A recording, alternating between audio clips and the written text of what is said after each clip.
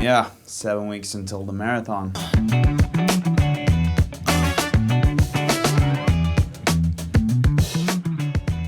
Now, I'm finally excited. I'm ready to put my shoes on, get on that start line and just run as fast as I can.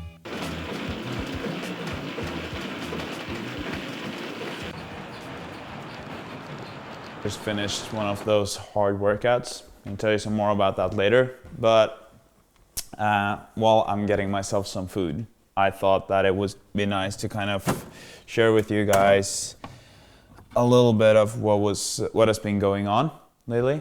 And I mean, we're now in March, and March in Norway can be just about anything. Right now, the snow is actually melting, which is good for me as a runner. But we've had a lot of snow this year. It's been really hard to be able to work out outside, kind of like what I predicted in one of the previous episodes. But it's been a lot of treadmill running, and I guess in a way it's been good too, because I have struggled a lot with my injuries this fall, this winter, and so being able to do a lot of the treadmill work, it's kind of made it easier for me to monitor that pain.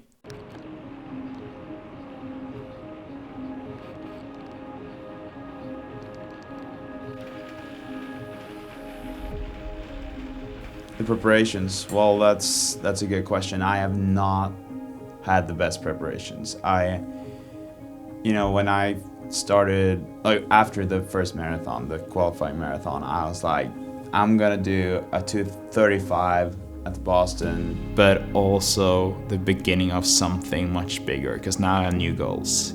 I want to do 2:25, and then I was injured and just a lot of challenges, obstacles, like things that didn't go my way.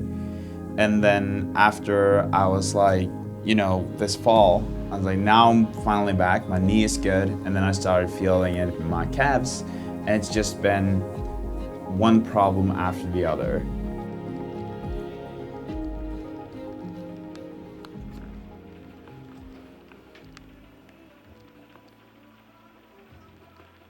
Actually, one big thing that has helped me a lot, and that is this one. And this is not an ad. They're one of my clients, but this Flex Beam infrared light, it's been so helpful. I spent a lot of money this fall trying to recover from my injuries. This one turned out to be the one that saved me. After Christmas, I came home from actually Boston. For the first time in months, I've been able to run without any pain, which is nice. Perfect way to kick off or end 2024 and 25, where Boston is the goal. Things were good in the US, and then as soon as I came back home, for some reason, things were not good again, and I felt pain, especially in my calves. It's not been great, and it's definitely changed the way I looked at the marathon, my goals, and I guess changed kind of my perspective on this whole project. What I mean by that is that I used to think that Boston would be kind of the main goal, and then I would kind of consider after whether I'm gonna do another marathon or even though I'm kind of hooked on this sport now, it's still been a little bit like, do I keep on going? Do I end things after the marathon, going to triathlon? What do I do? But now I feel like, okay, the Boston is kind of one station, and then the end station will obviously be much later on, since I also set myself this goal of doing a 2:25 once in the future. But for this year, I think that 2025 will be the Boston Marathon. That's one station, and the end station of 25 will be the Amsterdam Marathon that I'm really excited to run, because I really want to run that one. But that does not mean that I can't run fast at the Boston Marathon.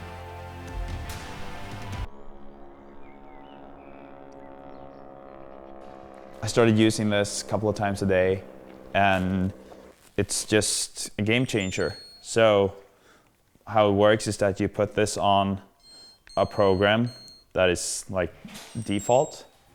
Hi, it's my fiance. It's the first time I can say that because we got engaged yesterday. Hi, fiance.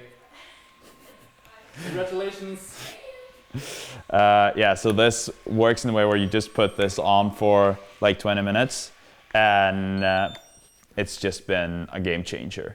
I made myself a training plan lasting for 10 weeks until the marathon, and that consists of more running than I've had before, but still trying to ease into it, more indoor cycling, just being on the trainer, trying to have more consistency with my strength training, and it's really nice to feel the progress that I'm feeling these days. Like, how do you feel like physically on the I guess on the road to Boston? Like where? Yeah, good question. I really thought I would be at a higher level at this point, but I'm also very happy with like a workout that I had today, which kind of confirmed that I'm in good shape, like being able to run fairly fast, faster than I used to do before at a lower intensity. Got a good thing coming, and it's all I need. Everything I want is in front of me. Stuck it up in the dark, sun is shining over me. I got a good thing coming, just wait and see. It's a good, good.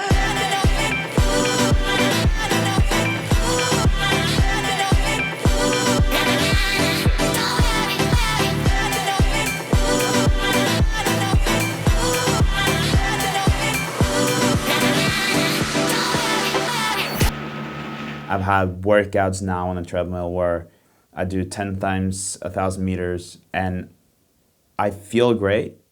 The lactate is low at like 2.2, 2.4 at 352 pace, around 2.8 at 345, which is like amazing. If I was to look back at just a year, like 2 years ago, and knowing that I would have those kind of values on a treadmill at that pace, I would probably be like, no way. But running a marathon is not like anything else. So like, even though I have really good workouts, good test results, it doesn't really matter because you still have to do that over such a long time.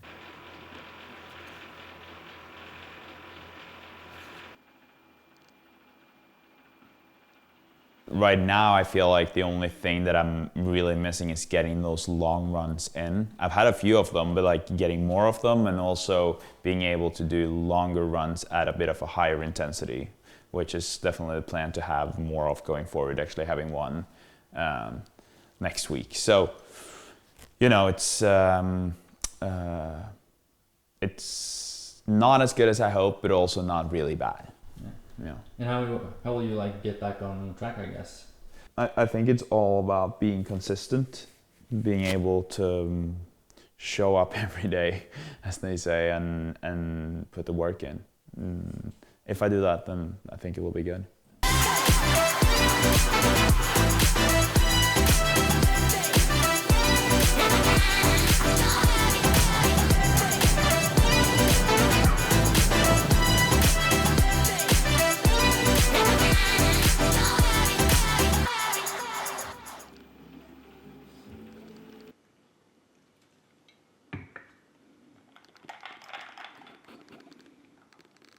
The biggest challenge going forward?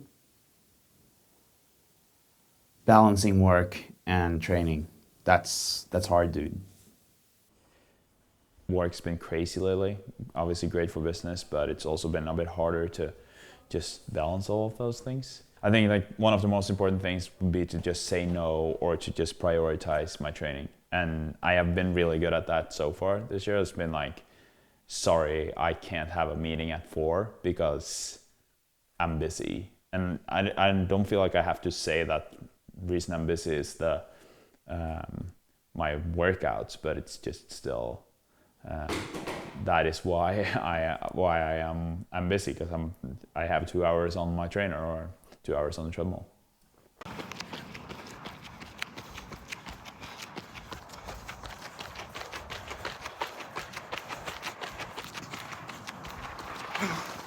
Oh, home. I was supposed to do a 30 kilometers of running, and then I felt like I was flying in the beginning. It felt so good, and then halfway through, I was like, well, this is a bit harder than I thought. All of headwind, and yeah, I kept at it. I was able to keep the pace up pretty good, but I'm pretty sure in the beginning I had like between 4 flat and 4:05, and then ended the whole run at 26 kilometers and 4:09. And the thing about these workouts is that, yes, it's good if you can go 30K, and ideally I would have opened a bit slower and done 30K, but I just didn't want to push myself, because pushing myself I save for the competition, especially like that long distance. When you're at it for almost 2 hours, then it's easy to kind of overdo it. So if it was a competition, I would have been able to push myself through and do at least 30K. But today I was like, the purpose of this workout is not that, like not to go all out. And with 4:09, I think that is like, yeah, it's a great test, great place to be at right now. All things considered, this is just, yeah, very uplifting.